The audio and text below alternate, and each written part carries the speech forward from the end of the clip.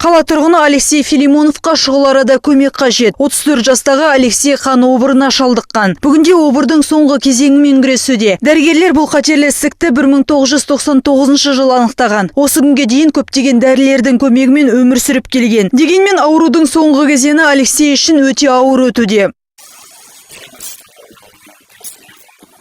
Қазір аурудың соңғы кезеңі өтіп жатыр. Дәрілердің көмегімен ғана өмір сүріп жүрмін. Ота жасаса жазылып кетемін деп ойлаймын. Алексей Филимонов қазіргі таңда қатты әсер ететін дәрілердің көмегімен ғана отырғанын айтады. Бұл препаратты Германиядан арнайы 7000 евроға сатып алынатын көрінеді. Алексей мен Юлия 5 жастағы Максим есімді бүлдіршін тәрбиелеп отыр. Арқа сүйер жары ұлының әкесі жазылып кетуін армандайды. Жарымның жазылып кетуіне көмектесесіздер деп ойлаймын. Ай сайын дәрілерді сатып алуға көмектесетін барлық жандарға алғыс білдіремін.